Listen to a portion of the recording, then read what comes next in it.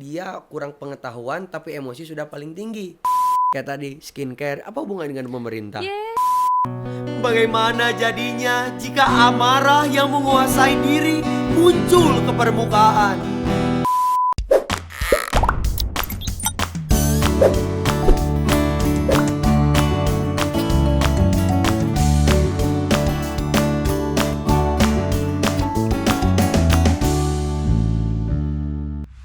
Turunkan harga skincare, turunkan harga skincare, turunkan harga skincare. Ngapain ini? Kita mau demo.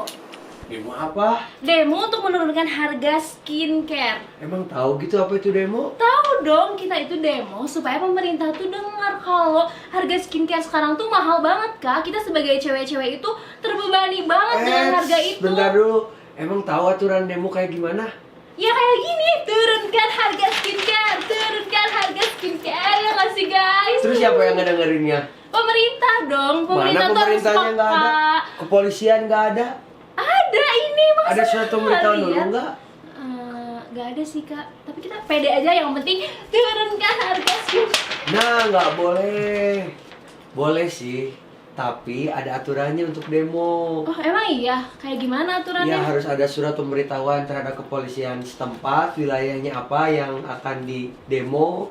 Lalu dari kalian sendiri paham nggak apa yang disampaikan? Turunkan harga skincare, Nggak gitu, turunkan nggak harga gitu, skincare. nggak gitu.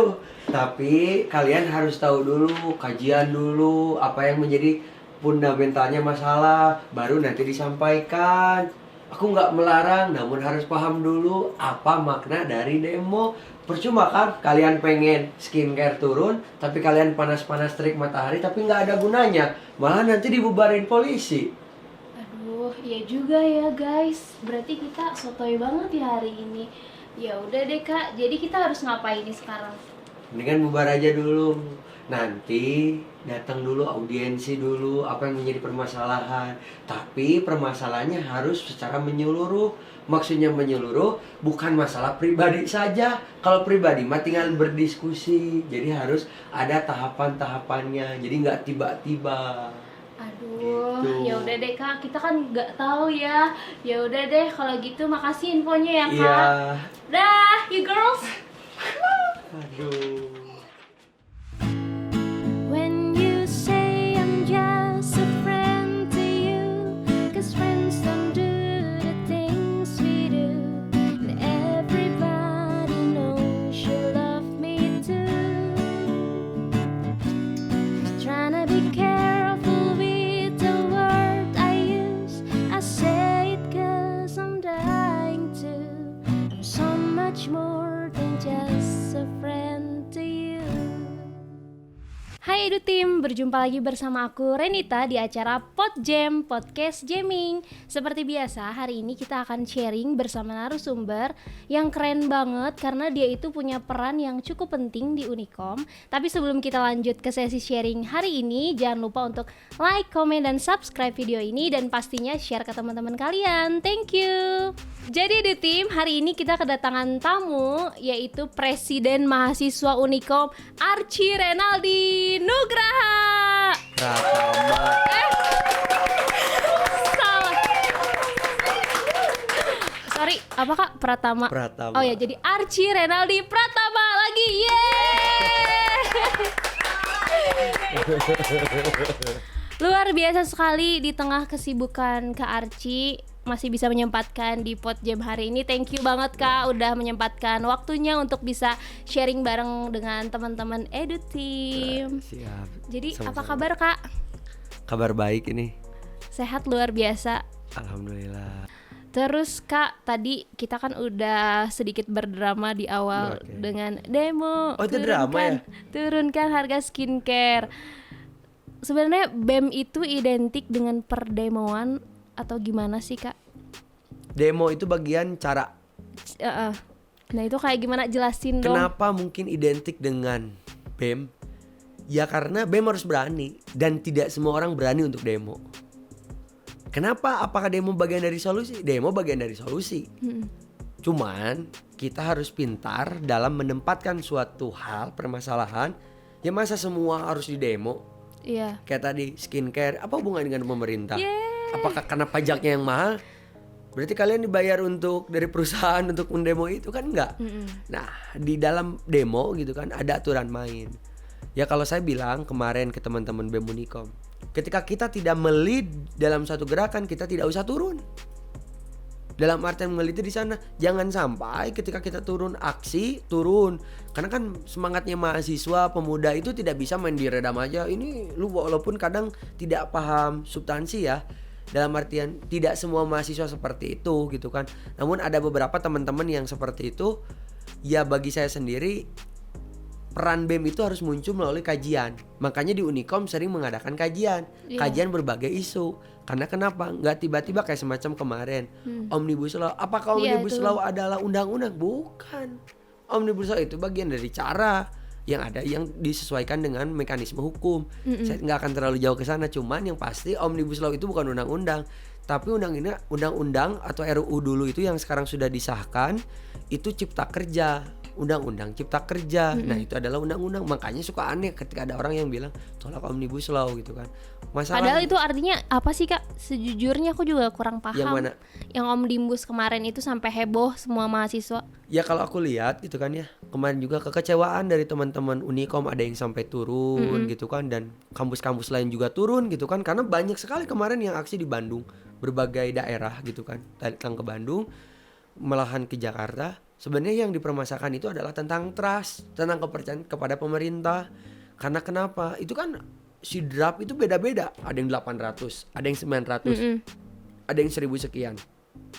Ini dalam prosesnya begitu cepat. Walaupun orang bilang bahasanya enggak, itu enggak cepat.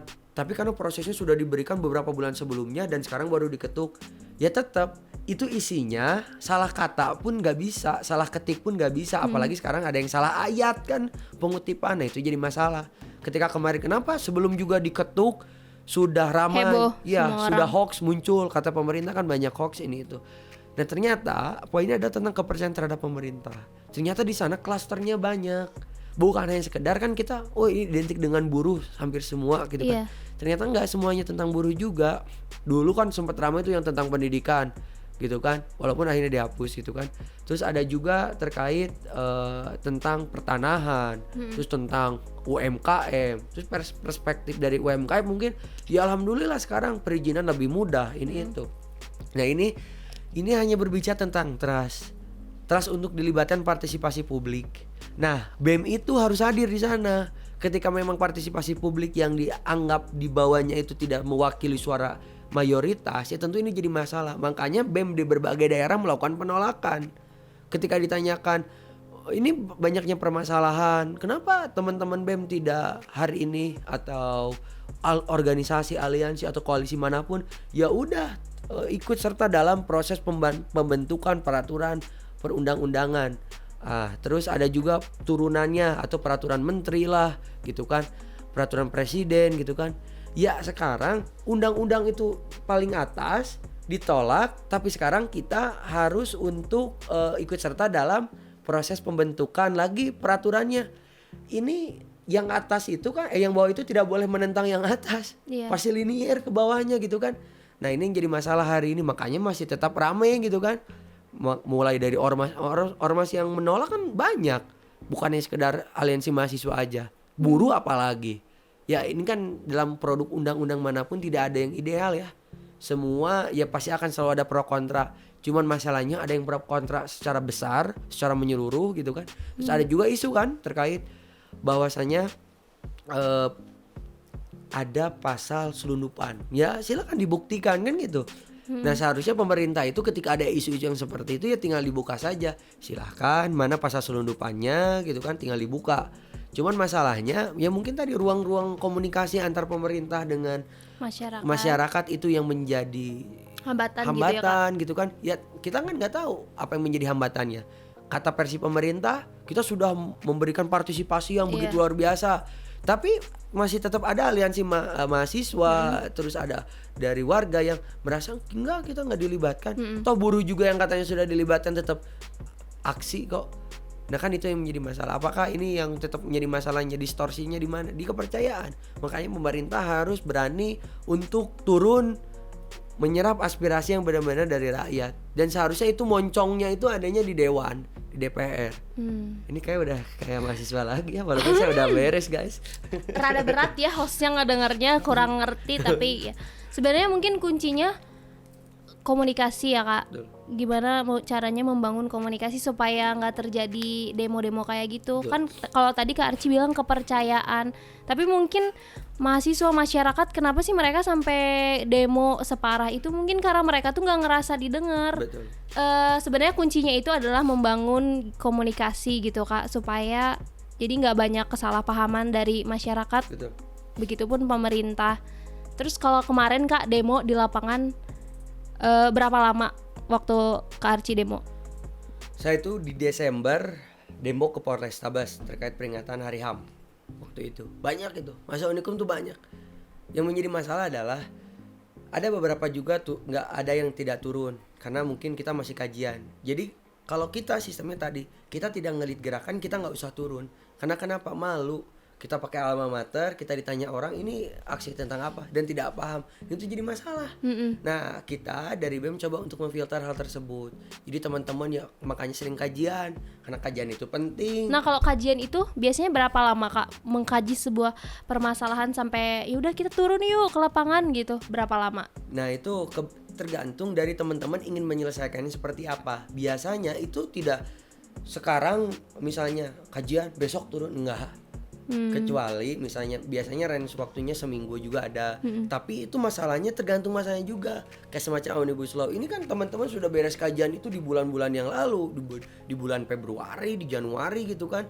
Yang dalam artian bukan beres sih sebenarnya, lebih isunya sudah muncul di sana, omongannya warung-warung kopi sudah muncul gitu kan, ngobrol, diskusi dan ada bahan yang tersebar gitu kan, intrik-intrik ini itu muncul. Nah, kajian-kajian itu berlangsung melalui siapa? Melalui mendatangkan para pakar-pakar. Pakarnya siapa? Ya tadi ada dosen juga, ada praktisi juga gitu kan. Praktisi ini siapa ya? Ada buruh gitu kan, ada pelaku UMKM. Makanya tadi 150 kegiatan kita lebih itu ya karena memang kondisinya yang kita kejar itu adalah kita tercerdaskan dulu baru kita protes. Mengerti dulu baru Betul. turun gitu ya Betul. Kak. Tapi pada kenyataannya banyak yang nggak ngerti, tapi mereka dengan ya kayak aku tadi gitu turun kan harga skincare nggak ngerti gitu, tapi mereka turun ke lapangan gitu Kak. Banyak gak teman-teman Kak Archie yang BEM gitu yang nggak ngerti sebenarnya, tapi mereka dengan pedenya gitu ke lapangan? Ya sebenarnya Cewek-cewek yang riweh doang gitu, ada nggak sih Kak kayak gitu yang lucu di lapangan? sebenarnya tidak salah karena bagi untuk yang turun pun itu ada bagian dari apresiasi sebenarnya. Karena tidak semua orang ingin turun gitu kan.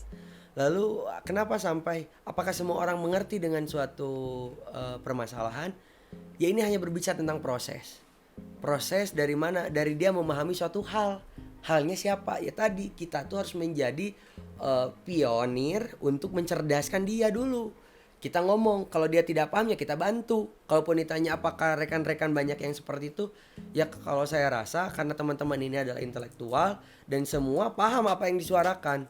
Kalaupun ada yang tidak paham, ya itu mah hanya bagian dari orang yang kurang Kerjaan atau oh enggak.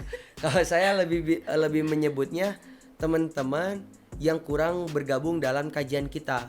Jadi ikut dengan yang lain, ngobrol seakan-akan paling tahu, tiba-tiba ini adalah yang terbaik, ketemu ketika di jalanan gitu kan. Yang lain udah punya amunisi untuk menjelaskan ini permasalahannya A, B, C, dan D gitu kan. Kalau dia enggak, ya karena prosesnya tadi dia kurang pengetahuan tapi emosi sudah paling tinggi. Oh, jadi Gitu. emosinya nomor satu. Nomor satu. Cuman tadi kan sekarang menjadi permasalahan di Indonesia itu ketika mayoritas menghendaki A, ya benarlah yang A. Ketika minoritas menghendaki yang B, walaupun itu pada kenyataannya benar, belum tentu. Karena kenapa? Karena saya dari senior saya selalu bilang mengutip buku, objektivitas yang paling tinggi adalah subjektivitas. Yang artinya Ya karena semuanya berbicara tentang objektivitas, kadang harus realistis. Ya kayak sekarang kita ada yang ngelamar pekerjaan, ada 2 orang. Satu ini kita udah tahu track recordnya. Ya kalau saya perspektif saya ngomongin objektivitas, ngomongin tentang loyalitas, ya saya akan pilih yang A ini. Karena yang ini yang baru. Karena kenapa? Ya itu adalah realitas gitu kan. Ya termasuk dalam menentukan pilihan untuk turun dan tidak. Walaupun sekarang harinya adalah untuk aksinya salah gitu loh, permasalahan itu salah gitu. Tapi pada akhirnya hati lagi yang ngomongnya, bener nggak sih salah gitu kan. Ya terkadang kita tuh kekeh karena pemerintahnya juga kekeh. Udah tahu salah, kekeh. Udah tahu benar, kekeh. Ya itu yang menjadi distorsinya. Kak Archie tuh udah digabung di BEM dari tahun berapa sih Kak? Dari semester berapa? Kalau di BEM, karena nah ini uniknya di BEM Unikom gitu kan. Kalau di BEM universitas lain, Iya. kan ada tingkat fakultas, BEM fakultas, lalu ada tingkat umumnya atau seuniversitas ya BEM universitas. Kalau di universitas lain sebelum jadi presma atau sebelum jadi wakil harus punya dulu track record atau pengalaman menjadi pengurus di periode sebelumnya. Kalau di Unikom enggak. Kalau di Unikom presmanya bebas mau sebelumnya pernah berproses di BEM atau tidak gitu kan. Kalau jadi saya mah langsung masuk waktu itu 19-20 karena kebetulan saya berproses 17-18 menjadi ketua HIPMI Unikom atau HIPMA Unikom. HIPMI itu apa sih Kak? Himpunan Pengusaha Muda Indonesia Perguruan Tinggi Unikom. Oh. PT Unikom kayak gitu.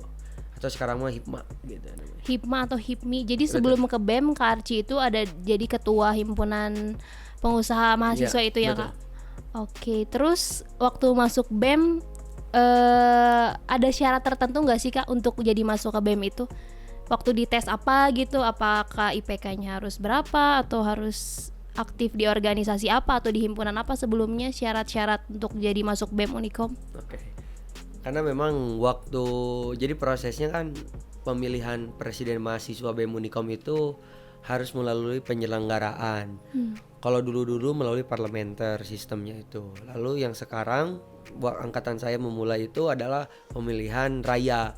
Jadi itu langsung di vote atau dipilih dari mahasiswa. Oh. Nah, apakah ada persyaratan untuk masuk BEM? Ada. Waktu saya itu IPK 3, minimal 3. Minimal 3 ya. Jadi di bawah 3 langsung no. Ya ada yang seperti itu untuk presma ya. Presma waktu penyeleksian untuk menjadi calon gitu kan itu harus minimal 3 gitu kan. Terus kalau misalnya untuk pengurus itu biasanya disesuaikan persyaratannya melalui draft yang ada di ADART atau PO. Lalu sisanya ADART itu apa Kak? anggaran dasar dan anggaran rumah tangga. Oh, Jadi ada rumah tangganya ada juga rumah di BEM. tangga, betul. Karena di sana terbentuknya mahligai. Wow, mahligai rumah tangga. Waduh, batra ya. Ya, jadi apa Kak tadi jawabannya? Yang mana? Yang syarat yang pertama syarat itu IPK-nya harus minimal 3. Nah, untuk sisanya itu biasanya hak prerogatif. Hak prerogatif apa tuh Presma. Kak, boleh dijelasin? Kayak semacam ya saya membuat suatu keputusan atau kebijakan, yaitu gimana saya. Jadi saya tahu komposisi 1 tahun ke depannya itu harus kayak gimana, membutuhkan orang seperti apa. Cuman yang pasti ya bertakwa kepada Tuhan Yang Maha Esa gitu kan. Terus sebagai status keterangan mahasiswa aktif juga harus bagian dari persyaratan. Nah, seperti itu. Berarti IPK 3 terus hak apa itu tadi Kak? Prerogatif ya? Apa sih itu? Ada beberapa poin misalnya. Ini soalnya nggak pernah berorganisasi, jadi maaf ya kalau rada-rada lemot gitu. Makanya hari ini belajar ilmu-ilmu dasar tentang BEM itu kayak gimana gitu kehidupan di BEM. Ya sama seperti organisasi pada umumnya. Ya tadi ada misalnya ya tadi bertakwa kepada Tuhan Yang Maha Esa gitu kan. Terus ada surat keterangan aktif mahasiswa. Terus ada juga ya tadi maksud hak prerogatif di sini tuh kayak gimana? Misalnya memiliki kemampuan tertentu. Iya. Kan di BEM itu banyak ya. Khususnya angkatan saya itu ada 16 kementerian. Wah, apa aja tuh Kak? Aduh, 16 kementerian itu. Gak hafal ya? Hafal. Hafal, oh keren. Oke. Pertama ada sekretaris negara. Nah, itu kan harus disesuaikan ya perekrutannya, misalnya harus punya syarat administrasinya juga sudah oke gitu kan ya minimal. Masa nggak bisa mengoperasikan Microsoft Word gitu kan, Office yang semacam itulah. Terus ada juga keuangan gitu kan. Masa nggak bisa menggunakan ilmu Excel gitu. betul. Ada akuntansi, ilmu kayak semacam itu. Terus di kita juga ada yang baru gitu Apa kan. tuh? Ada Menko, Menteri Koordinator. Ketika zaman saya itu ada 3 Menko. Yang pertama itu Menko Resma. Resma itu adalah relasi dan aspirasi mahasiswa. Wih. Nah, di sana ada 3 kementerian yang dinaungi. Jadi Menko itu koordinator, di bawahnya ada 3. Nah, di 3-nya itu adalah Menteri Luar Negeri, Menteri Dalam Negeri, lalu ada yang terakhir Menteri Advokasi. Nah, Menteri Advokasi ini ya kalau segi tugas untuk merealisasikan apa yang menjadi keluh kesah dari teman-teman di mahasiswa. Terus kalau Menteri Luar Negeri kerjasama dengan BEM lain, dengan instansi, dengan ketika mendatangkan tokoh atau siapapun itu. Lalu Mendagri itu lebih ke interaksinya dengan himpunan-himpunan gitu kan.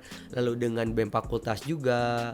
Nah terus ada juga di kita itu Menko PMK. Nah, Apa tuh? pembangunan karakter. Wow, ada. Betul, karena memang waktu saya mencalonkan itu ada slogan harapan baru mahasiswa berkarakter. Nah, saya ingin memunculkan mahasiswa yang penuh dengan karakter karena melihat Unikom sendiri adalah kampus yang punya ciri khas sebagai juara gitu kan, kampus juara gitu kan. Campus of the Champion Oke, Unikom. ya, itulah ya. Dengan budaya pikinya harus jadi champion. Oke. Nah itu makanya ada PMK, pembangunan karakter. Di sana ada sedikitnya 5 kementerian. 5 kementerian ini apa aja? Ada Kemensos, Kementerian Sosial. Itu ketika angkatan saya minimal 1 minggu 1 kali itu pasti interaksi dengan warga belakang di Unikom terjadi. Oh iya. Malah diajak ngaliwat gitu kan kalau teman-teman. Terus silaturahmi dengan setiap RT RW juga, kelurahan juga gitu. Karena itu dari Kemensos. Terus ada juga Kementerian Agama. Nah, itu ngapain tuh, Kak? Itu tentang kalau dulu ada rohani gitu kan semacam. Nah seperti itu. Kalau agama ini lebih ke acara-acara tentang keagamaan, Acara besar hari raya gitu ya, betul, Kak? salah satunya itu. Kalau kemarin ada program kita juga Genius Champion campaign, maaf bukan champion. Salah kan, ingat Unikom kan juara. We are the champion. Campaign, guys. Campaign ya, bukan champion. Kita campaign gitu kan, campaign kebaikan. Nah, di sana untuk mengajak orang lain untuk berbagi ke sesama. Terus tadi kan ada Kemensos, ada Kemenag, ada Kemenpora. Kemenpora, Kementerian Pemuda Pemuda dan Olahraga. Nah, ini Kemenpora itu biasa kan ada dulu Obama, bukan Apa presiden ya, olahraga bersama. Oh, itu sama Wih. teman mahasiswa. Olahraganya apa tuh, Kak? Kan di BEM itu untuk bisa mengelola yang di samping ini gedung baru. Kan ada lapang tuh yang samping. Nah, itu dikelola sama BEM dan itu bisa difungsikan untuk yang main voli kah, terus main bola di sana gitu kan. Bulu tangkis atau malahan main bola voli gitu kan. Terus ada juga terkait dengan Senbud, seni budaya. Nah, ini Itu kayak gimana? ini lebih mengakomodir teman-teman UKM kesenian, terus mengakomodir juga teman-teman yang punya potensial. Tadi kan Teh Renita bagus ya suaranya. Nah, Thank you. Nah, seperti itu kita ingin memunculkan Renita baru kan luar biasa. Iya. Nah, di sana juga ada yang terakhir itu pemberdayaan perempuan.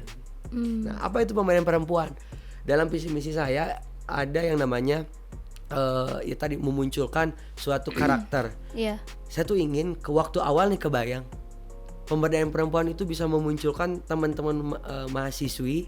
Jadi ketika ada permasalahan di bangsa ini ada sumbangsi pemikiran mereka Dari perempuan betul. gitu. Dan kemarin jalan berapa kali teman-teman kajian, teman-teman mau melakukan gagasan, berapa kali acara. Kemarin juga kan dari Kemen PP, kementerian, kalau yang pusat kalau yang RI itu adalah perlindungan anak gitu sama perempuan gitu kan.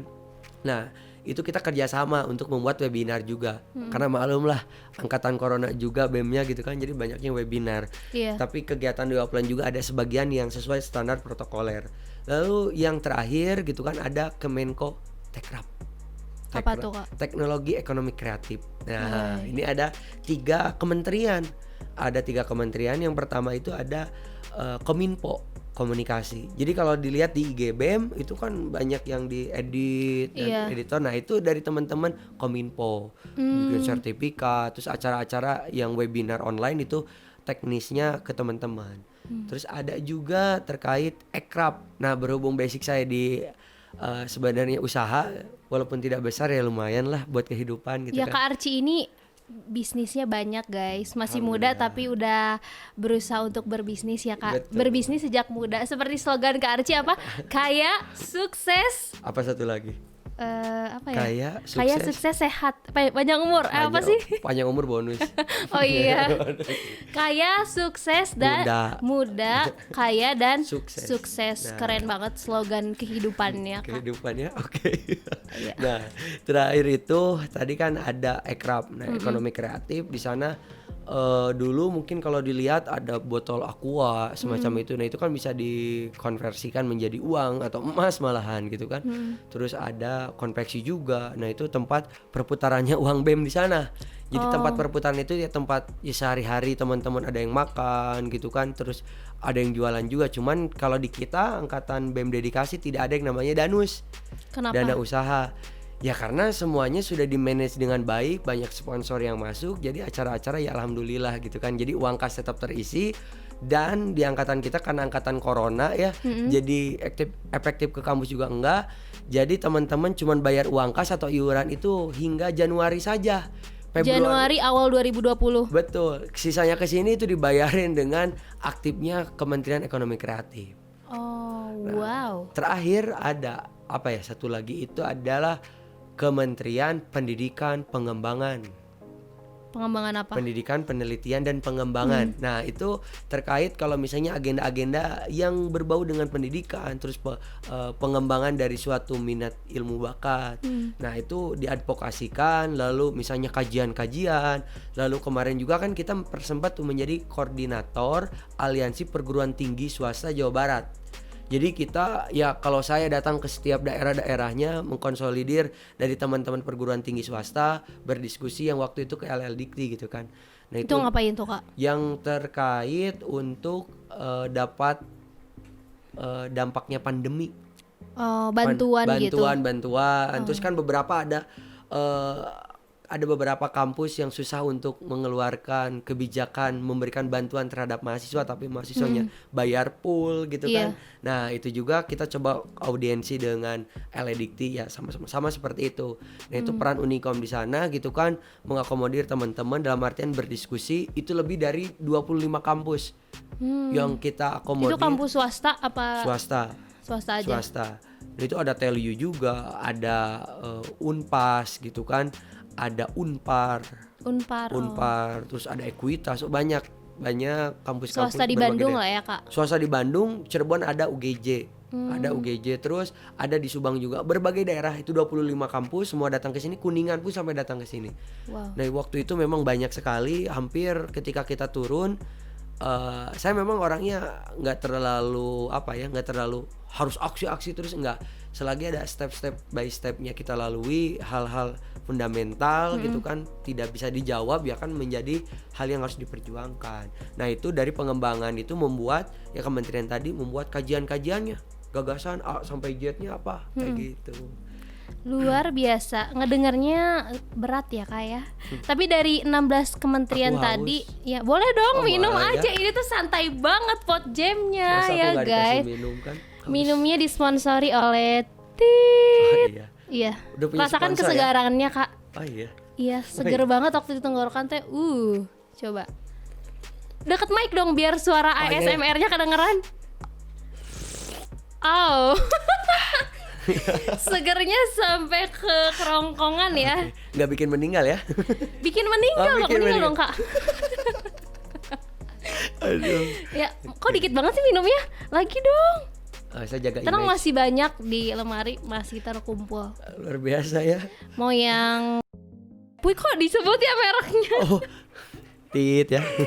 Nanti tolong ya di editor.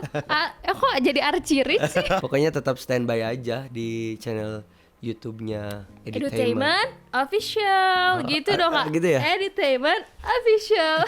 Gini aja. Ayo ngambil ini orang dong.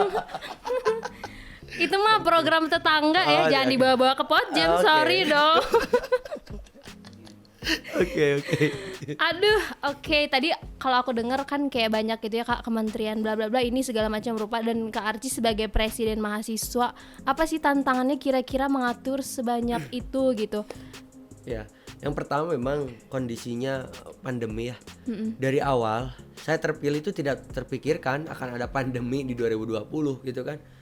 Terus ketika 2020 awal Januari saya dilantik gitu kan, waktu itu kan datang Pak Wakil Gubernur. Wakil Gubernur datang gitu kan. Terus komisaris di salah satu BUMN juga datang, hampir datang semua gitu kan. Anggota dewan juga ada, hampir semua juga. Staf ahli kementerian datang. Ini agak sombong ya. Orang-orang penting semua ya. Betul. Datang gitu kan, alhamdulillah gitu kan responnya baik. Dan ternyata gitu kan bagaimana cara memanage memang sulit, jujur Iya. aja. Memang saya tidak pernah terpikirkan baca buku orang memimpin di masa pandemi, saya nggak pernah baca gitu kan, karena nggak pernah terpikirkan. Jadi ketika Januari awal itu kan pada UTS, setelah itu akhir bulan itu adalah pelantikan.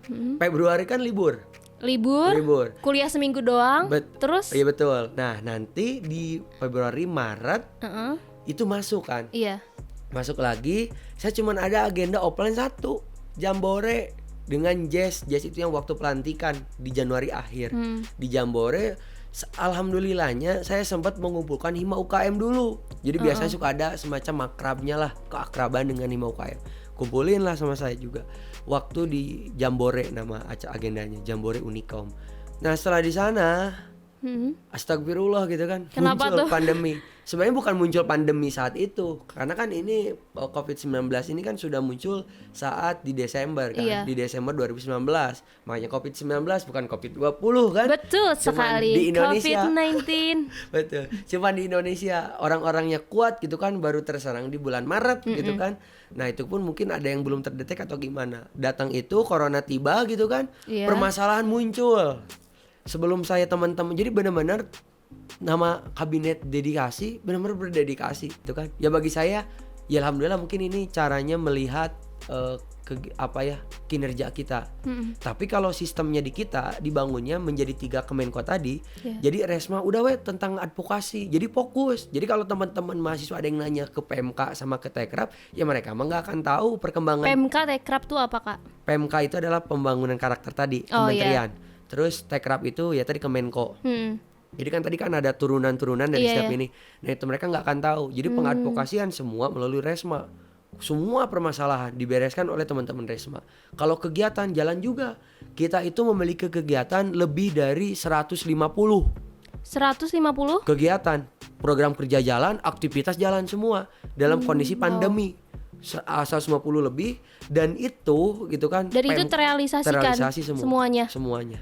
Wow, amazing. Ya alhamdulillah gitu kan, dengan berbagai intrik tadi gitu kan. Jadi Kak Archie selama masa kepemimpinan presiden mahasiswa di tahun 2019-2020 itu Betul.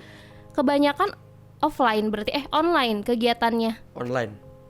Oh online maksudnya, iya sorry. 85%. Oh 85%. Ya. Karena ada kayak semacam penyerahan bantuan waktu itu kan ada ke Pemprov. Itu ya ada beberapa teman yang mewakili ataupun saya turun gitu kan. Terus ada yang beberapa yang membagikan makanan gitu kan.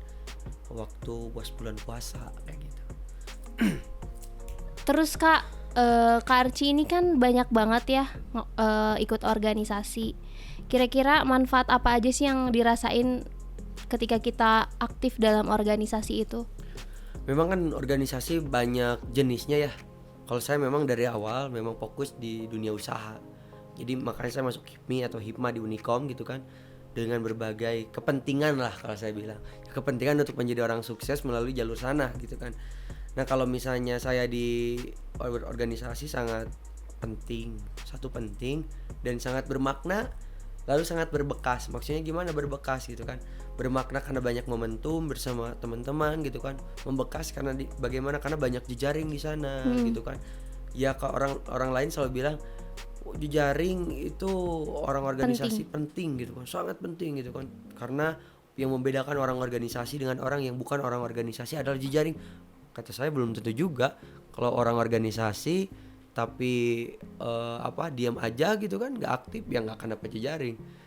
Terus ada juga mungkin ada yang udah jadi anak menteri gitu kan, tiba-tiba nggak aktif juga, ya tetap kelas pergaulannya tetap di tataran elit gitu kan. Nah ada juga yang seperti itu. Jadi organisasi itu tempat elit, tengah gitu kan, sampai ke tataran rendah atau bawah itu ada semua di sana. Karena mereka Jadi disatukan. berkumpul betul, bersatu di situ ya Kak, di Betul. organisasi. begitu. Kenalan sama relasi yang Kak Archie dapat dari mengikuti organisasi yang paling keren ada siapa sih Kak?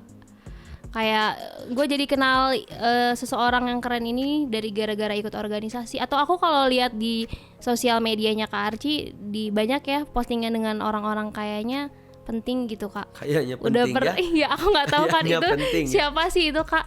Kayak pejabat atau anggota-anggota yang DPR atau siapa itu pernah ketemu dengan siapa Kak? Oke, jadi memang ada hal yang sangat membuat saya senang gitu kan dalam berorganisasi adalah Menteri Investasi atau Kepala BKPM. Walaupun secara personal baik, tidak terlalu mengenal dalam artian suka chat kayak gitu, cuman saya merasa senang berorganisasi di HIPMI dan bertemu dengan beliau karena kita tahu proses beliau jadi ketua HIPMI di tingkat kota kabupaten, terus akhirnya terus naik ke atas dan akhirnya kemarin jadi jadi ketua HIPMI pusat dulu, yang lalu akhirnya sekarang menjadi Menteri Investasi atau Menteri BKPM RI gitu kan. Ini sangat luar biasa dan sangat inspiratif gitu kan. Terus kalau ditanya apakah sepertinya orang kaya gitu kan, sepertinya orang yang penting gitu kan, kayak penting gitu kan. Kayak penting, Tapi emang penting Oke, sih penting. Kak.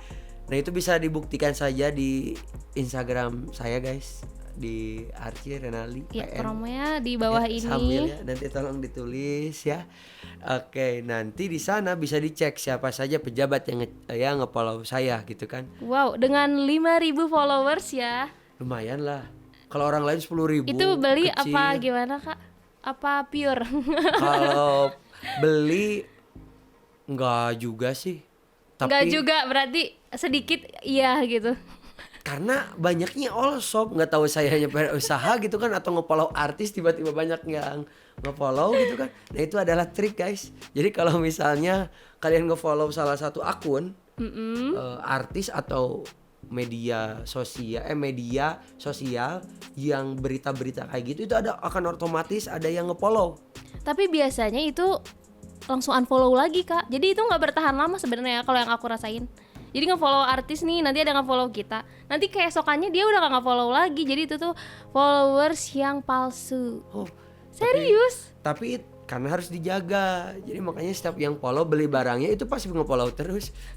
Masa Nah, itu sih? ya. Terus dengan banyaknya kegiatan itu Kak Archie waktu nongkrong atau main sama teman-teman jadi berkurang gak sih? Ya malahan dengan Nongkrong yang lama gitu sampai Oke. malam, sampai kayak ya anak mahasiswa pada umumnya gitu Kak. Ya kalau nongkrong itu biasanya ya BEM itu ada bagian dari tempat baru, Oh jadi keluarga baru, teman Oh. baru sampai subuh. Memang benar konsol sampai subuh jam 4 gitu tapi di luar BEM gitu Kak. Kalau di luar BEM memang Berkurang atau berkurang berkurang dan Bang? sangat berpengaruh gitu. Pengaruhnya ya tadi nggak ada ini tuh gimana gitu kan, hanya sebatas saya hello lah. Karena kebanyakan aktivitas lagi-lagi banyaknya di BEM. Karena tadi kan, tapi saya senang gitu kan. Karena kenapa? Ketika saya bangun tidur ada suatu masalah yang harus saya pikirkan.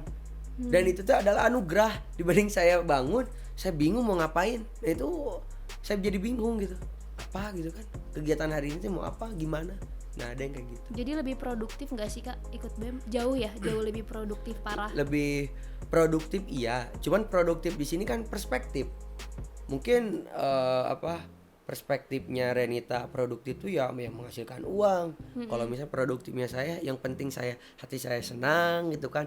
Saya kerja sosial juga di Insos, kegiatan sosial tanpa ada uang tapi saya senang, ya udah. Jadi Kan beda-beda. menurut Kak Archie menghasilkan uang tidak juga bagian dari keproduktifan atau Ya kalau yang bagi penting saya, hati senang. ya kan beda-beda ya. Kan saya nggak bisa ngomongin di BEM tentang uang, iya ngomongin di BEM tentang pengabdian. Masa namanya BEM dedikasi terus kita ngomongin cuan terus, ya walaupun gitu kan ada ongkos kan gitu. Ongkos itu ada ya Kak? Ya ongkos ada, kadang ya pribadi juga keluar gitu kan. Cuman ya tadi itu bagian dari pengabdian kok. Pengabdian itu identik dengan ikhlas nggak sih Kak? Harus ikhlas. Ikhlas dan sepenuh hati. Betul. Luar biasa Kak Archie. Seharusnya. Kak, terus ada rumornya di luar yang mengatakan bahwa BEM itu banyak gak disukai oleh mahasiswa gitu. Setuju nggak dengan rumor yang beredar di luar BEM itu banyak gak disukain gitu? Kalau misalnya iya, itu gara-gara apa sih kira-kira? Dan kalau enggak, kenapa juga gitu? Enggak, maksudnya kata Kak Archie, enggak, BEM itu gimana gitu, keren. Setuju nggak dengan rumor yang banyak beredar di luar sana? Itu kan rumor ya. Jadi nggak usah ditanggapi lah. Tapi ada sih Kak, kalau ada. pengalaman aku. Oh, gimana? Apaan sih Bema gini, mereka nggak dengar keinginan kita mahasiswa kan menyampaikan tuh aspirasi. Tolong dong sampein harga ini atau enggak biaya ini nih. Tapi mereka tuh nggak bisa menyampaikan gini. Tuh gimana Kak? Yang pertama tergantung BEM-nya di bawah kepemimpinan siapa dan BEM-nya seperti apa. Kalau misalnya rumor tersebut di angkatan kami di BEM Kabinet Dedikasi, ya kami memohon maaf, itu yang terpenting ya. Memohon maaf karena ketidakmaksimalan kami dalam pengakomodiran dalam merealisasikan apa yang menjadi keinginan rekan-rekan. Tapi rekan-rekan juga harus memahami bahwasanya kita juga BEM berusaha. hanyalah manusia biasa. Nah, kan seperti itu. Walaupun kita sudah paham betul bahwasanya manusia itu tahu bahwa dia adalah manusia dan dia itu tidak sempurna. Namun kan terkadang kita tuh ingin yang perfeksionis ya, Iya. ingin yang idealis tinggi gitu kan. Nah, makanya saya selalu bilang kita sudah berusaha. Sampai setiap hari itu rekan-rekan kurang tidur gitu kan. Ya bagi saya Tidur sebagai- berapa jam tuh Kak? Kalau lagi ada demo-demo yang luar biasa gitu. Itu bisa sampai konsol itu sampai pagi, itu sampai subuh. Gak tidur. Ya tidur mungkin dari paginya itu, dari pagi ya jam 6 atau jam 7. Sejam doang. Ya lumayan lah itu. Ngeganggu mending. gak sih ke kesehatan? Jadi Ngeganggu. gak jelas gitu. Ngeganggu. Contohnya apa? Pernah pingsan gitu Kak pas lagi demo atau gimana gitu? Ya waktu penolakan Omnibus Law Cipta Kerja. Itu di Gedung Undang-undang Sate Cipta- apa di ya, mana? itu kan banyak. Itu selama 3 hari penuh kan, 4 hari 3 hari gitu kan. Dari Selasa, Rabu, Kamis itu kan terus menerus berturut-turut Itu dari jam orang berapa? demo. Itu biasanya dari siang sampai sore. Siang Sampai sore sore, ya. berdiri terus berorasi gitu Kak. Betul. Nggak full sih. Ya, tadi kan banyak orang giliran gitu kan. Nah itu persiapan kita itu ya tadi sampai subuh kan. Terus itu kita tidur dulu. Kita belum lagi konsol dengan teman-teman internal yang akan turun ke lapangan. Itu kan ada apa strategi dan taktiknya lagi, strategnya lagi. Ketika kita ya teman-teman yang belum pernah ikut demo tiba-tiba ikut kan ya kalau misalnya tahu konsekuensinya kayak gimana mah nggak jadi masalah. Kalau yang tidak tahu kan jadi masalah. Nah di sana dari siang gitu kan badan merasa aduh sakit gitu kan, Iya. merasa lelah gitu kan, sakit gitu kan. Iya Sundanya sih, kayak gitu. Gak bisa nikmatin banget sih gitu hari-hari jadi ribet gini gitu gak sih Kak? Ya tergantung juga niatnya kita di BEM teh ngapain sebenarnya itu. Kalau misalnya memang pengabdian, Ketulusan, nah betul. keikhlasan itu yang utama. Ini kan podcast jamming, jadi harus banyak nyanyi Kak. Oke. Sebenarnya bakal kena ini loh, kena hukuman nanti di ending kalau gak ikut nyanyi gitu. Jadi nanti kata-kata terus dinyanyiin harus gitu Kak. Oh, Serius, makanya podcast jamming biar nada-nada indahnya keluar gitu Kak. walaupun sumbang ya. Nggak apa-apa harus nyanyi ya. Nanti kalau misalnya ada kata organisasi terus nyanyiin. Krik. Kameramen kita guys sampai menatap dengan bingung. Ya udahlah ini kan obrolan bebas ya, Betul, santai. betul. Beda dong dengan program tetangga Oh, betul. yang tersusun dengan rapi. Saya tidak tahu itu siapa ya. Tunggu aja secepatnya di Edutainment Official. Nih kalau tadi berbicara kegiatan, Kak Archie kan banyak banget ya. Selain di BEM, terus aktif juga di HIPMI gitu ya Kak. Waktu zaman kuliah nih sebelum lulus, gimana sih ngebagi waktu antara kuliah supaya tetap berjalan dengan lancar dan organisasi juga lancar gitu? Nah ini yang sering ketika kita belajar organisasi selalu ditanya manajemen organisasi kayak gimana, manajemen waktu kayak gimana. Nah ini bagian manajemen waktu yang sangat penting gitu kan. Saya selalu bilang bahwasanya ke rekan-rekan, kita datang ke sini untuk kuliah ya kita harus selesaikan kuliah. Terus tapi kan kita di organisasi harus pengabdian, harus meluangkan waktu. Ya betul. Terus ketika ditanyakan bagaimana caranya, ya caranya menikmati dan mengerjakan. Kenapa?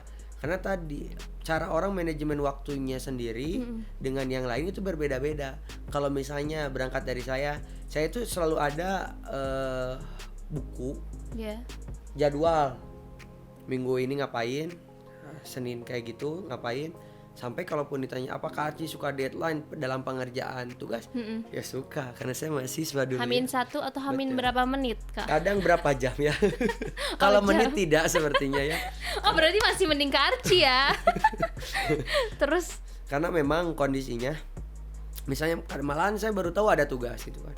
Ya Wah, ada juga parah. sempat ada yang seperti itu gitu kan. Tapi alhamdulillah dalam semua prosesnya, saya kan dulu di Teknik Informatika Unikom gitu kan. IT mana suaranya? Wuh. Oh, di situ ada Kak Yoga. Harusnya Anda ngoding ya, Pak. Betul. Mohon maaf. Ya Kenapa jadi bisnis? Oh, bisnisnya IT juga ya? IT juga. Pokoknya Nyambung berkaitan ya. Ini nanya dijawab sendiri ya. Ya betul, karena memang kondisinya saya di IT gitu kan, harus kebanyakan ngulik gitu kan. Ya saya harus tetap mengimbangi. Malahan saya kalau tidak bisa misalnya ada mata kuliah masuk nggak masuk, tapi saya nggak masuk itu ilmunya gitu kan. Saya bingung. Nah itu ketika mau ada dua saya datang ke kosan. Ada namanya rekan-rekan, ada Ari, ada Abdul Majid. Nah, saya Ari sedikit Abdul endorse ya. Majid mana suaranya? Ini teman Anda. Nah itu kalau misalnya ada tugas di salah satu mata kuliah, malahan beberapa, saya datang ke kosannya. Saya belajar di sana satu malam. Bisa tapi satu malam. Ya harus bisa, mau Semalam nggak mau, suntuk. mau nggak mau, suka tidak suka harus dilakukan. Dihajar Dihajar. semalam itu. Dan saya paling anti dengan bolos. Wow. Tergantung mata kuliah kan, kadang ada mata kuliah yang absen mah nggak penting, yang penting mah UTS, UAS, tugas masuk semua. Kuis gitu ya, Kak. Ya, ada itu. Ya itu mah ya udah nggak usah masuk gitu kan. Kalau yang harus masuk ya kita masuk maksimalkan. Makanya alhamdulillah gitu kan, nggak sampai absen kurang dari 80%. Rata-rata masuk terus. Jadi aman lah ya, Kak. Betul. Tapi kadang ada orang yang fokus banget berorganisasi sampai dia lupa prioritas dia itu ketika kamu masuk kuliah ya, masuk kampus berarti kamu kuliah dong. Terlalu cinta dengan organisasinya. Itu gimana sih, Kak? Tips gitu supaya kita tuh bisa imbang gitu manage waktunya, karena ada yang emang jadi fokus ke organisasi doang, kuliahnya keteteran parah gitu. Betul. Kayak semacam kemarin teman saya juga pada bilang, mungkin gak sih gitu kan Presma dari Teknik Informatika terus 4 tahun lulus kuliah. Saya bilang ya tergantung, kata saya, tergantung pribadi masing-masing. Maksudnya pribadi masing-masing itu adalah ya tadi cara pemanajemennya kayak seperti bagaimana. Dan terkadang kenapa orang lebih santai di organisasi, karena organisasi itu ya nyaman. Tergantung orang membawakan pembawaannya. Cuman terkadang lupa diri, ada yang sampai gua mah nggak apa-apa bolos demi organisasi. Gua mah Yang ini itu yang salah ya, betul. Kak. Ini bentuk tanggung jawab terhadap organisasi, padahal tanggung jawab pertamanya itu adalah untuk kuliah. Iya. Saya Setuju. orang organisasi, saya orang organisasi. Dalam 1 tahun minimal ada 5 organisasi yang saya pegang. Wow. Tuh, saya berangkat organisasi itu dari SD.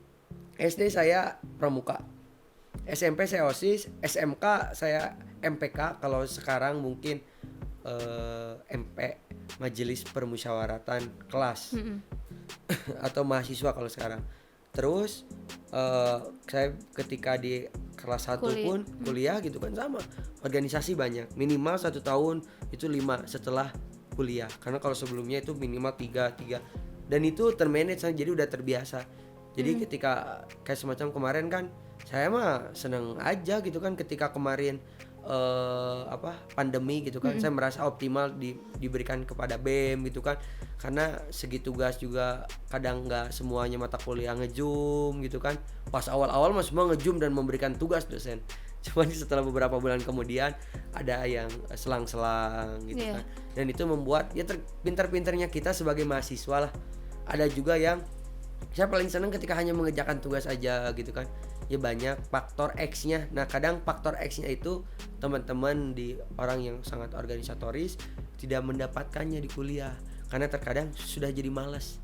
Kita biasanya ngomong di kuliah cuma 1 arah, mendengarkan, menulis, lalu mengerjakan tugas dan ini tuh. Jadi ada malas biasanya kalau orang organisasi ngomongnya oh gimana gitu kan. Panjang lebar ya Apalagi Kak. seneng presentasi ngomong kan orang organisasi lihat selalu ketika di depan banyak hal yang bisa diceritakan karena banyak ngobrol dengan yang lain. Kalau teman-teman di kelas kan hanya terpaku kepada buku mata kuliah Materi, gitu, ya. materi gitu kan.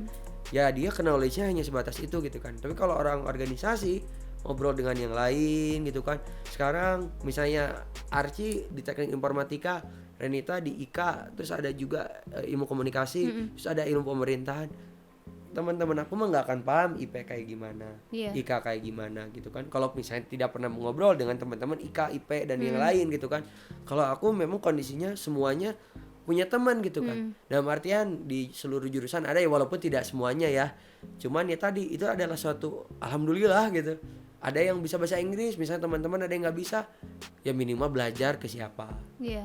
Jadi kalau saya mah lebih banyak jemput bola. Jadi teman-teman di organisasi akan selalu merasakan kuliah itu akan ketinggalan materi. Tapi kalau saya jemput bola ya tadi sampai datang ke kosan orang, makan di sana gitu kan, beliin apa gitu kan, bareng makan, terus kayak minta bantuan kerjain. Tugas Ya, terselesaikan. ngobrol gitu kan, ini kayak gimana nanya gitu kan. Yang penting kerjakan dulu lah. Walaupun nilai saya ada yang C gak? Ada yang C.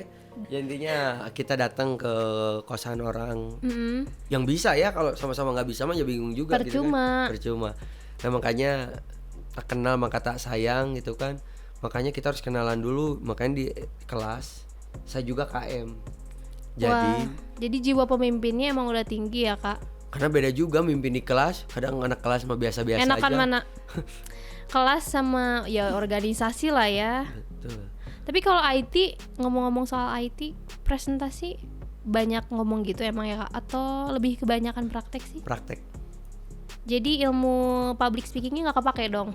Kepake di Oh, beberapa mata kuliah yang mengharuskan untuk orang tampil. Oh terus aku mau nanya juga, enaknya jadi presiden mahasiswa itu apa sih? Kayak dikenal dosen atau ada beberapa kemudahan-kemudahan atau enggak? Udah Archie mah ketua BEM, kasih aja A gitu. Gitu nggak sih Kak atau enggak atau gimana? Aku belum mendapatkan dosen yang seperti itu. Oh, belum? Ketua BEM ya? Enggak. Enggak, aku belum pernah mendapatkan itu. Dan kayaknya ya mungkin bagian dari faktor X. Cuman kebanyakan enggak, malahan jadi beban tersendiri sih sebenarnya. Cuman bagi aku mah melihat dalam kondisi perjuangan, menjadi sosok itu adalah penting karena bisa berbuat lebih. Karena terkadang kan manusia itu hanya bisa ngomong di belakang ya. Oh, kamu mungkin ini. Ketika sudah jadi kan belum tentu juga. Nah, aku tuh ya udah dibanding gua ngomong di belakang ya udah mendingan gua ngomong di depan aja sekalian gitu kan. Biar gua udah merasa optimal, kalaupun yang lain merasa belum optimal, ya ayo kita bareng, aku rangkul. Karena kalau orang lain yang jadi pemimpinnya belum tentu bisa merangkul orang lain gitu kan. Nah, makanya ya udah kita bareng gitu kan, bareng untuk apa? Untuk mencari suatu solusi. Nah, makanya apa kayak enak jadi ketua BEM? Ya enak gak enak sih. Ya kalau nggak enaknya tadi bahwasanya apapun teh ya udah ketua BEM, masa ketua BEM kayak gitu, masa sih gini, masa gitu kan. Kita tuh harus tertampak sempurna gitu, dan kita tuh harus menjawab seluruh pertanyaan dan tantangan. Dan kadang orang kan ya tadi merasa tidak tidak puas. Berarti kita kan bukan alat pemuas ya. Makanya kata saya bilang ya nggak apa-apa, yang penting kita udah berusaha. Terlepas dari teman-teman masih ngomong A, B, C dan D yang lain, kita sudah berusaha. Mereka juga belum tentu di posisi kita bisa. Iya, setuju 100%. Terus ngomongin soal tadi nih Kak, kan banyak lika-liku ya menjadi seorang presiden mahasiswa. Pernah gak sih ada di titik, duh kayaknya aku gak sanggup nih, atau aku capek, aku udahlah aku gak usah jadi presma gitu, aku jadi mahasiswa biasa aja. Alhamdulillah belum pernah. Jadi di fase udah menyerah gitu kan. Alhamdulillah belum pernah. Karena kenapa? Karena bukan tipikal aku kayak gitu. Bukan menye-menye ya. Iya. Semangat, bisa. optimis gitu. Karena dulu aku pernah kayak gitu. Oh, Dulu pernah. KM, ketua kelas waktu di SMP kelas 7. Nah, di sana jadi ketua murid dan harus seakan-akan ya dulu mah kan belum berpikir ini harus punya jiwa kepemimpinan yang lain gitu kan. Melihat kondisinya orang di dalam kelas yang ya udahlah yang penting mah beres, lulus nilai bagus gitu kan. Ya beda cara memimpinnya. Waktu itu aku mundurkan diri jadi KM.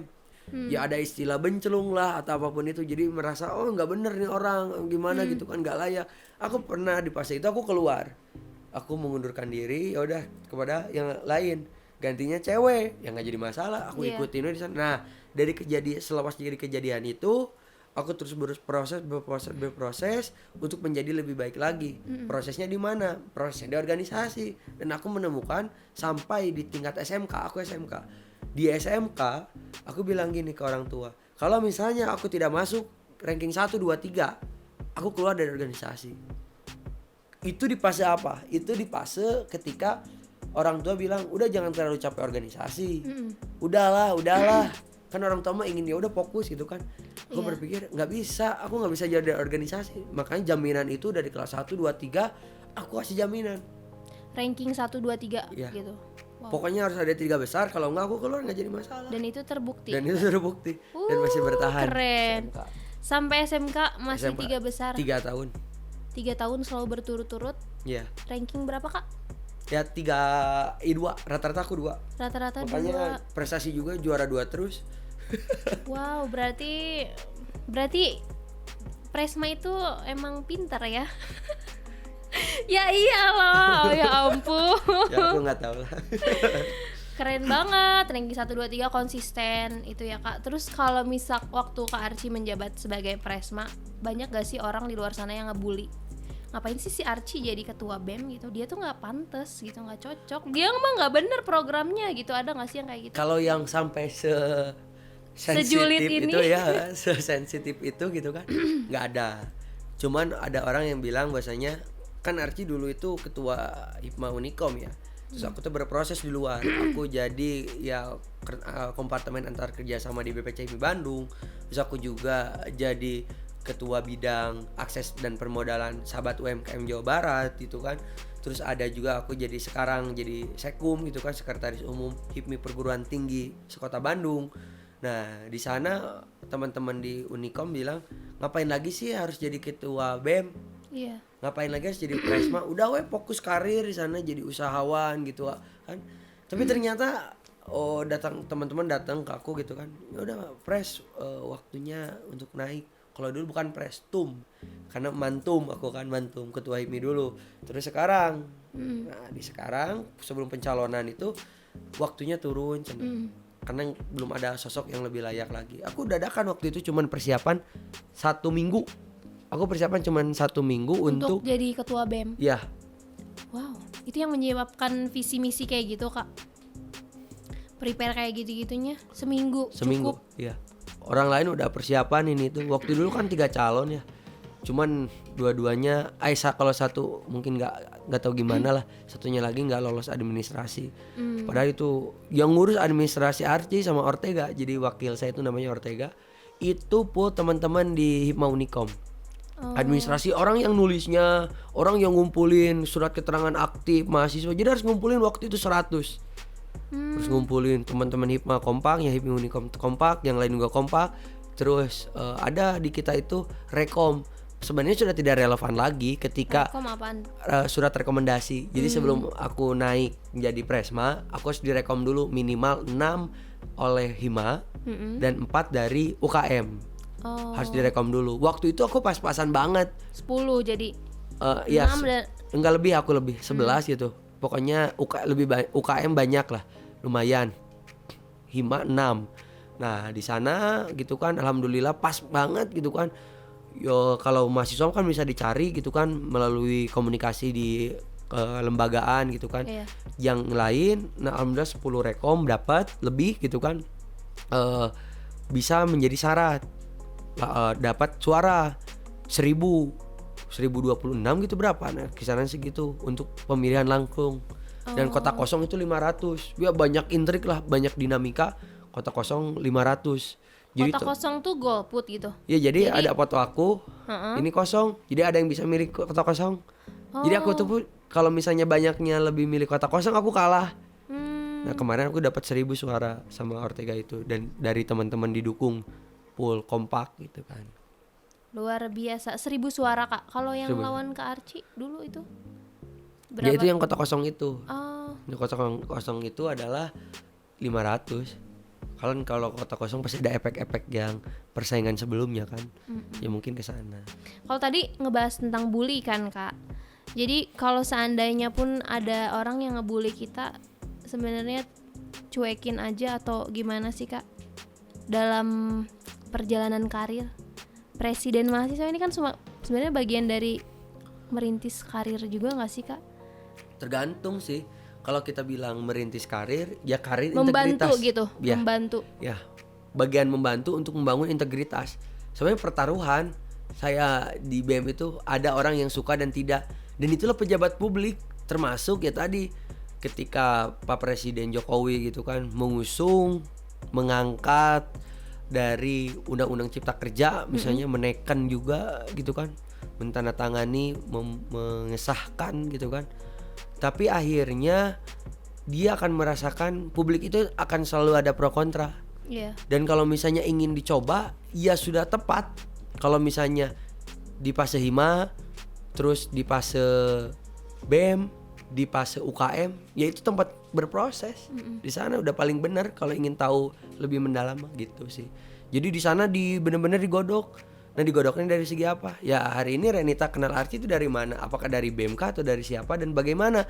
Nah, makanya kenapa orang organisasi punya akses jejaring yang luas, karena tadi dia di organisasi, dia kenal A, B, C, D, dan D, dan dikenalkan. Nah, proses itu membangun integritas, dan integritas itu bagi aku ini adalah pembuktian aku itu sudah memberikan yang terbaik untuk rekan-rekan dalam proses perjuangan kayak gitu. Jadi manfaat berorganisasi itu banyak ya Kak. Sangat. Buat teman-teman, yuk ikutan organisasi. Tapi bersyukur juga sih di awal 2021 kita udah dapat informasi kalau kuliah kan bisa offline lagi. Betul. Jadi kegiatan organisasi semoga bisa berjalan dengan lancar juga ya Kak. itu betul. Amin. Amin. Jadi Kak Archie selain aktif di internal Unikom sebagai Presma Unikom, terus organisasi UKM, di luar di eksternal aktif di mana juga sih Kak? Kalau aku tadi dengar HIPMI ya? Ya. Itu HIPMI. ngapain sih Kak di situ? Yaitu aku berproses sama dari awalnya dari internal Unikom dulu sebenarnya dari HIPMA, lalu di luarnya ada tempat berproses kembali atau berafiliasi lah kalau aku bilang, yaitu dengan HIPMI gitu kan. HIPMI Kota Bandung. Nah, waktu saat ini aku dipercayai di HIPMI Bandung sebagai pengurus juga. Terus aku juga berproses di Sahabat UMKM Jawa Barat. Wow. Nah, itu tadi sebagai ketua bidang akses pemasaran dan permodalan gitu kan. Terus di luar sih Itu tuh kegiatannya ngebahas tentang dunia bisnis atau kayak gimana ya sih Kak? bisnis juga, beraktivitas juga di eksternal. Aku ikut HMI juga, HMI apalagi tuh Kak? Himpunan Mahasiswa Islam. Himpunan Mahasiswa Islam. Betul. Jadi banyak banget ya organisasi yang Kak Archie ikutin. Support dari orang tua selama ini aman Kak? Atau dari pacar gitu? Aman. Aman. Pacar gimana Kak? Semuanya aman. Semuanya aman. Kok nggak mau detail sih? Semuanya aman. Ya Kak Archie udah punya pacar ya guys. Buat anak-anak Unikom, sorry udah tertutup. Tapi kejar aja, siapa tahu masih bisa sebelum janur kuning melengkung itu. Tadi ada pertanyaan kelewat Kak. Apa sih bedanya DPM, MPM, dan BEM? Kalau BEM lembaga eksekutifnya, jadi sebenarnya idealnya DPM itu ada juga sebagai Dewan Perwakilan Mahasiswa, singkatannya itu ya. Singkatan Dewan Perwakilan Mahasiswa. Mereka adalah bagian orang yang melakukan serap aspirasi sebenarnya. Kayak DPR gitu gak sih Kak? Ya, dan itu disampaikan kepada teman-teman BEM untuk direalisasikan gitu kan. Kayak semacam aspirasi itu apa. Jadi secara tidak langsung BEM pun ya sama menyerap aspirasi, dan artinya menyerap di sini teh yang mendengarkan, mengevaluasi. Nah, kalau di DPM seharusnya lebih ke ini teman-teman mahasiswa tuh butuh ini loh ke BEM. Ini butuh ini harus diperjuangkan ABC dan D dan selanjutnya gitu kan. Nah, terus ada MPM, Majelis Permusyawaratan Mahasiswa. Iya. Itu semacam MPR-nya lagi. Karena kalau secara konstitusi BEM itu dilantik oleh MPM. Kalau di Unikom sama di yang Oh, lain jadi juga. MPM tuh lebih tinggi daripada BEM. Iya, kalau ngomongin secara hierarkis ya. Karena ya kalau di agenda melantik gitu kan, memberhentikan, terus membuka penyelenggara kongres. Jadi ada kongres mahasiswa. Kayak gitu. Tapi tiga-tiganya ini mereka bekerja sama ya, Kak? Bekerja Saling sama. melengkapi satu sama lain. Oke, terus Kak, ini ada pesan nih Kak dari Kakak buat mahasiswa atau adik angkatan di BEM supaya mereka tetap semangat dalam mengemban tugasnya di BEM. Kasih semangat dong Kak buat Oke. adik-adik. Ya sebenarnya rekan-rekan, saya ucapkan terima kasih dulu sebenarnya untuk yang melanjutkan, karena memang perjuangan yang dilanjutkan ini tidak mudah.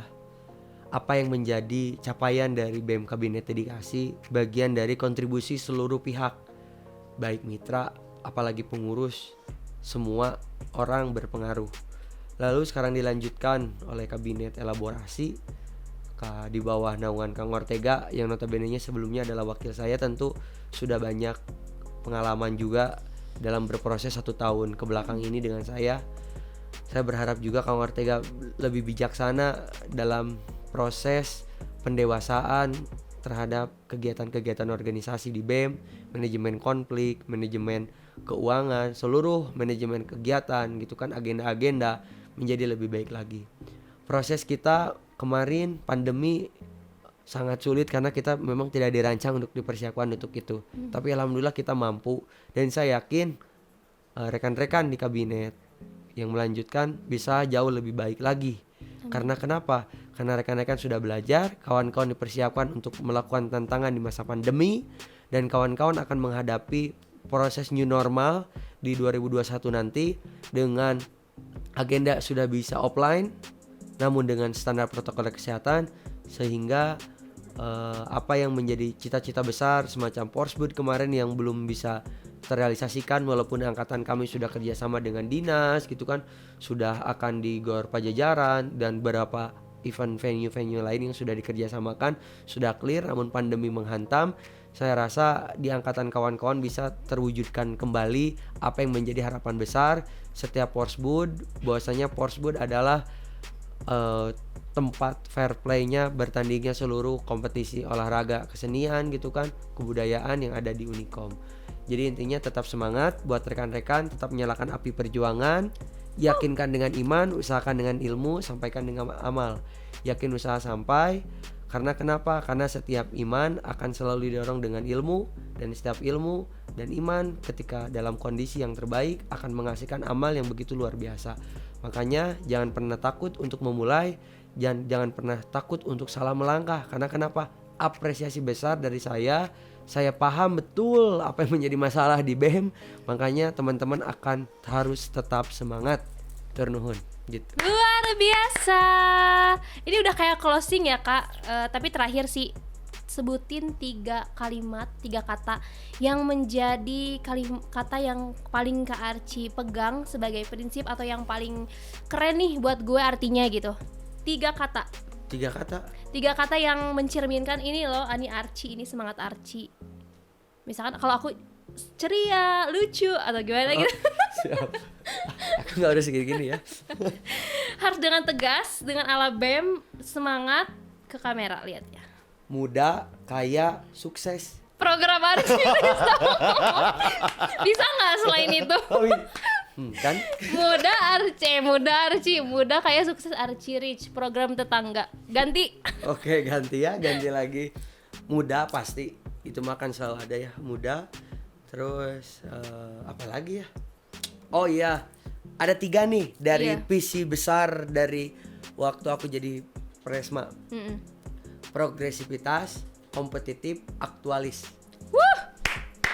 Krik artinya apa tuh Kak? Progresivitas kita tetap berproses ya, tadi dari SD sampai sekarang proses. Terus progresivitas, kompetitif, kita harus juara, daya saing betul, tinggi, siap bertanding gitu kan. siap bertanding, Dan mahasiswa aktualis itu di Apa? aktualisasikan dong. Ih, aku ngerasa jadi bodoh gitu ngobrol sama Presma ya, kayak gimana. Kak, thank you banget ya udah menyempatkan waktunya hadir di Podjam hari Luar ini. biasa ini. Seru gak sih? Seru banget, Atau luar biasa. atau aku nyalola kerasanya? Ini luar biasa, aku seneng banget diundang ke sini. Iya, parah, aku juga seneng banget. Kapan Tapi lagi habis kedatangan? minumnya. Ini nih. Oh, masih ada, lagi, masih ada. oke, siap, ya. Kedatangan Ketua BEM, Presiden Mahasiswa Unikom tahun 2019 sampai 2020. Sebelumnya guys, kita punya penampilan yang sangat menarik untuk menutup Podjam hari ini. Seorang Presma akan berorasi Waduh. dan bernyanyi untuk kita semua. Buat teman-teman BEM nih, Kak Arci ini punya kemampuan bernyanyi juga, jadi jangan sampai dilewatin setelah pesan berikut ini. Ada lagi Kak Arci, thank you. Jadi Podjam ini punya merchandise kenang-kenangan buat Kak Arci. Terima kasih sudah datang di acara Podjam sebagai narasumber konten Podjam yang diselenggarakan oleh channel YouTube Edutainment Official. Kak Arci, thank you so much udah menyempatkan waktunya datang ke Podjam. Ini ada kenang-kenangan, Weh. semoga bermanfaat dan pajang ya di kamar. Siap, terima Nanti kasih. viewers Podjam jutaan loh. Jadi kapan Amin. lagi coba datang ke sini ya? Betul. Lucu kan? Lucu, bagus. Yeay! Jadi guys, sekarang saatnya kita menampilkan bakat terpendam Kak Arci. Jangan kemana-mana. Jangan lupa untuk like, komen video ini, dan share ke teman-teman kalian. Thank you!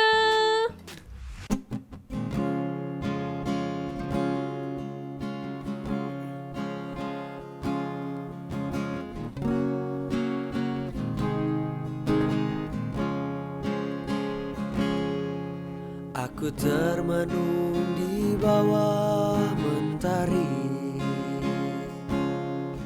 di antara megahnya alam ini,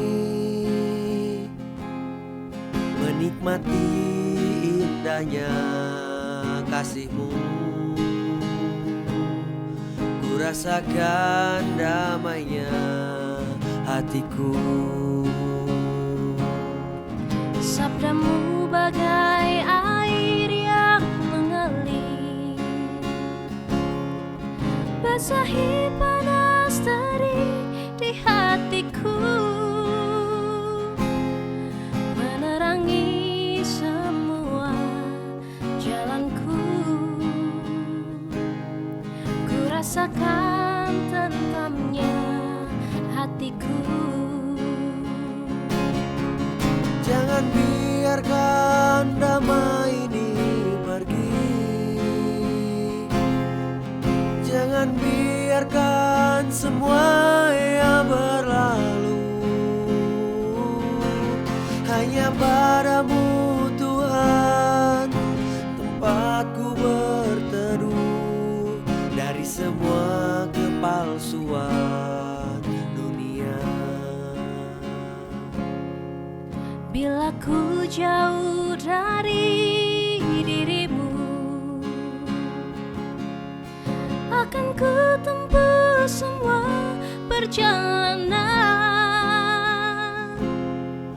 agar selalu ada dekatmu. Biar ku rasakan lembutnya kasihmu. Jangan biarkan damai ini pergi. Jangan biarkan semua yang berlalu. Hanya padamu Tuhan tempatku berteduh dari semua kepalsuan dunia. dari semua kepalsuan dunia.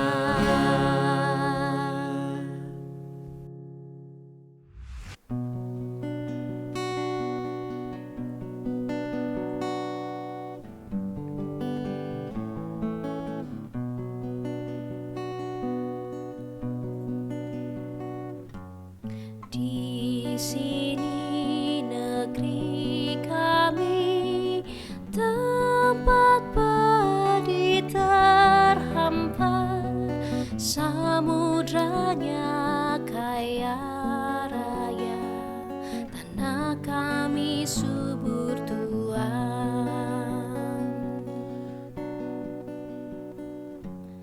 Di negeri permai ini berjuta rakyat bersimbaruga, anak kurus tak sekolah, pemuda desa tak kerja.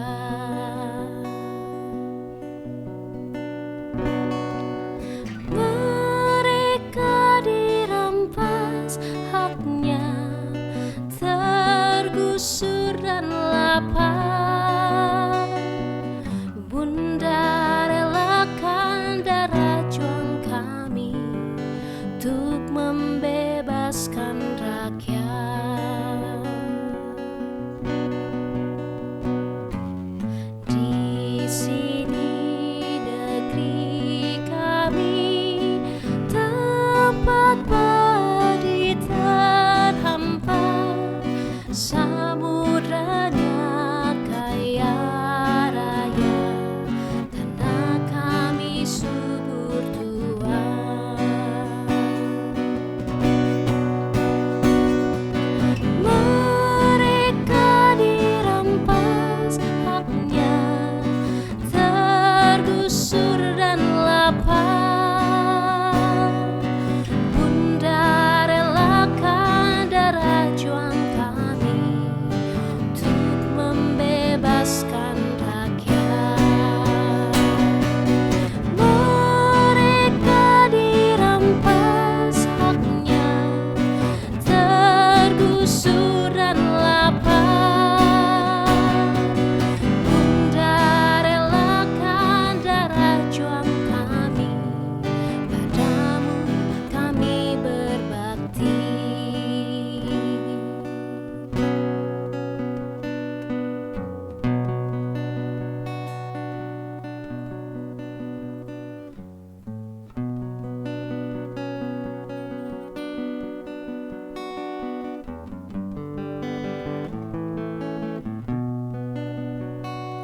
Bagaimana jadinya jika suara kebebasan sudah dibungkam?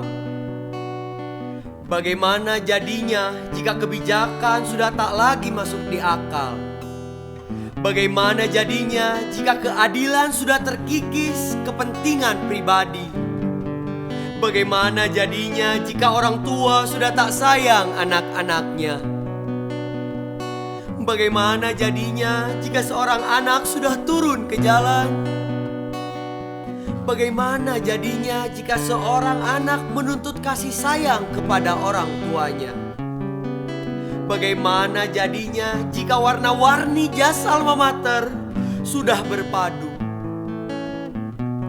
Bagaimana jadinya jika amarah yang menguasai diri muncul ke permukaan?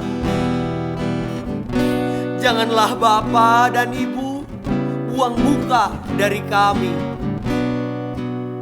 Kami hanya pinta kasih dan peduli pada kalian, untuk peduli pada suara-suara kami, suara untuk tanah tumpah darah kami, tanah air kita, Indonesia.